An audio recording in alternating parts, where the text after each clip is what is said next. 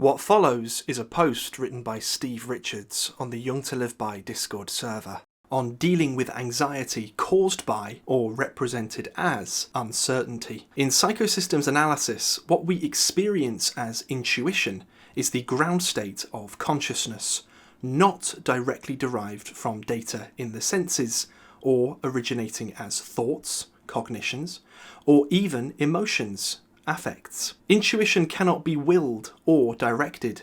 It arrives in reflexive ego consciousness by occupying other qualia of representation, which it collapses into. So, intuition as such does not, under all usual conditions of experience, represent itself as itself to our immediate awareness. It must take on representational form as one or more of the other qualia of ego consciousness. It is these downstream modes of representation that cause us to believe that we are being directly intuitive about the information that configures into our interoceptive, exteroceptive, affective or cognitive qualia of informational processing and representation. However, this ground state of consciousness both is and acts independently of our secondary modelling of it. By common convention, this ground state is called intuition. Jung defined intuition as perception by way of the unconscious. He was careful, whilst acknowledging it as a perceptive function, to discriminate it from what he called sensing, which is, in essence, what information processing and cognitive psychology have called data-driven processing. Jung regarded sensing and intuition as being in a paired opposition that could not operate simultaneously within consciousness. He deduced that intuition was operant in synchronicity, and in all probability in so-called parapsychological phenomenon. He further speculated that synchronicity was a gateway phenomenon to understanding deeper levels of organisation in the universe. In psychosystems analysis, intuition is understood as perception by way of the field of information. It is now clear that intuition is a superpositioned field of consciousness that only partially collapses into ego-conscious representation. It is superpositioned because it simultaneously exists outside of its collapse into our awareness in all states of non-ego consciousness that it can occupy. This field is not only psychological, not only biological, not only material in matter itself,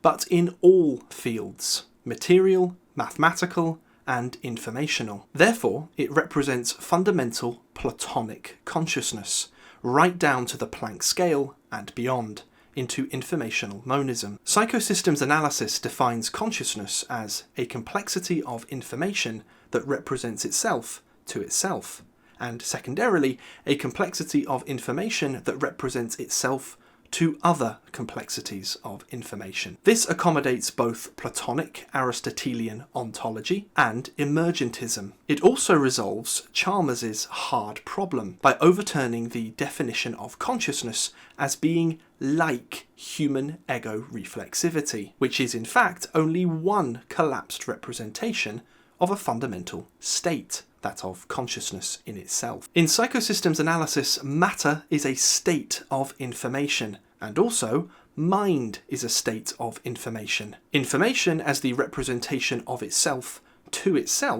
and to other states of information is therefore fundamentally conscious in ways that our collapsed ego reflexivity and cognitive modelling capacity cannot fully grasp within level of itself. Evolution has, as an efficient cause, provided humankind with the qualia of consciousness necessary to represent superpositioned information in differential states of representational configuration and collapse. Intuition, as we experience this, is the prime mover for consciousness before its collapse. In human evolution, intuition, as this was understood by Jung, would not, contra Jung, have been separated from interoceptive or exteroceptive sensing. It would have been in complementary relationship to it, augmenting it as an extended field of perception and apperception simultaneously, as consciousness. We find this in part represented today in the affective neuroscience and neuropsychoanalytic modelling of the seeking system, one of the 7 basic emotional systems, or instincts, identified by the late Professor Jaak Panksepp. Panseppian seeking is the motivational drive engine of the organism, seeking to extend homeostasis beyond the body and into the environment. This system is always on, just as intuition is. Indeed, the pairing between seeking and intuition makes for a very adapted organism. Uncertainty can lead to what Panksepp and the neuropsychoanalysts, following Freud, have called prediction errors. These then become a major secondary source of anxiety, which in the retrograde seeking of its own solution is a further drive state to that of the original one, that to which the prediction errors were a response to. This is of central importance to understand. In psychosystems analysis, anxiety is a drive state, not an emotion. The drive is triggered by either or both intuition, as defined a moment ago, and or by its genomic and neurophysiological, or instinctive, superpositioned correlate of seeking. The affect, or emotion, is downstream of the drive and is an instinctive motivational interpretation of the drive as powered by field pressure, with field pressure being the dynamic force of intuition. When field pressure and instinctive pressure superposition to meet uncertainty, then anxiety as a purposive, motivational state will follow. At this point, the ego is challenged by its ancestral biology and by the underlying ground state of consciousness to interpret the situation. Both fundamental reflexes and Panksepp fire immediately, but the ego must receive a modelled scenario that allows Panksepp to load up an appropriate level of drive pressure to meet with the challenge. This modelled scenario will be based upon experience, so learning, of a personal or acquired kind, and or on a meta-instinctual model, which is innate, that gives context for Panseppian drives to operate within. So Panksepp without a context either fires randomly, generating anxiety, or misfires in intensity, in both cases causing maladaptation through prediction errors, interpreted as uncertainty. Intuition as field-level consciousness is capable of collapsing uncertainty into workable solutions.